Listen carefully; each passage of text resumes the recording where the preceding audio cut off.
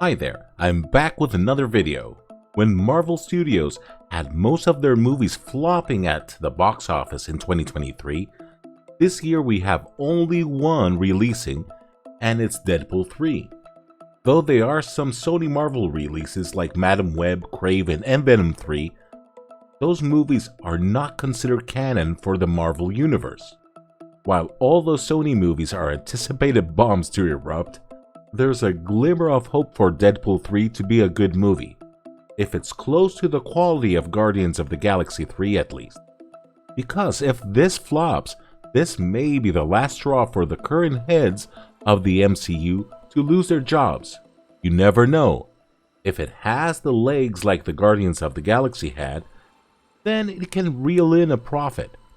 Then we had Matthew Vaughn, the director of that underrated X-Men First Class movie, saying that Deadpool 3 is the jolt that could save the whole Marvel universe. Who expected that little old Deadpool could be the savior of Marvel?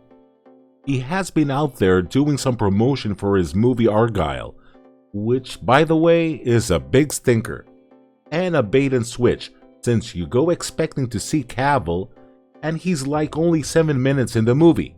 What? And you have that crazy cat lady being the super agent. Such a waste of my time. So Vaughn believes that this is gonna be the movie that all Marvel fans were looking forward, and it will bring the MCU back on track. But how can you bring the MCU back on track when you have the next project being the Blade reboot that has been a shit show for some time now? But let's go to the previous topic again. With Ryan Reynolds and Hugh Jackman spearheading this production, they have got us on board to see the duel between those two. The title of the movie will probably be Deadpool vs. Wolverine. I get it why they want this title, since Wolverine is one of the most beloved characters from the comic books, and you want his name on the title so you can sell more tickets. He is up there in popularity like Batman or Spider-Man. And again I'll ask, but how can you save Marvel when the next movie in the future lineup of the MCU is Blade, when it is having such a troubled production and it has so many script rewrites that I have lost count of it.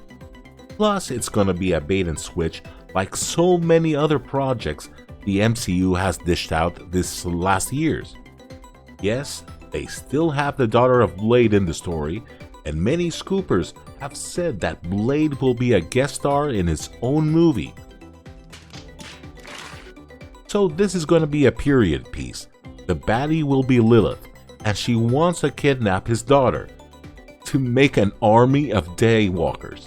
Oh god, why a period piece? What's wrong with the current day Blade? There's so much lore from there that they can work on. When I'm going to a Blade movie, I don't want to see his daughter to be the main attraction, but to see Blade be a badass. Son of a bitch. While the army of daywalkers look to me as they're making a disposable cannon fodder enemies like they do in all of those Marvel movies lately. Make your villain feel like he or she is a real threat, which has a few henchmen so people can focus on them and not an army of disposable enemies. They just have to go and see again the first two Blade movies with Wesley Snipes and take notes. They were almost near perfect.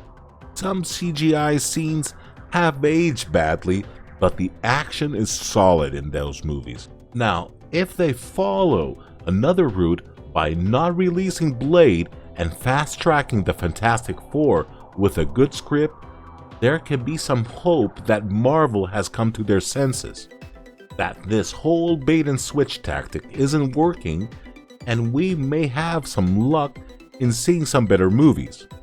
But I believe this is highly unlikely to happen, since once they have a slate, they rarely strafe from their lineup. So what do you think? Will Deadpool and Wolverine be the saviors of the MCU?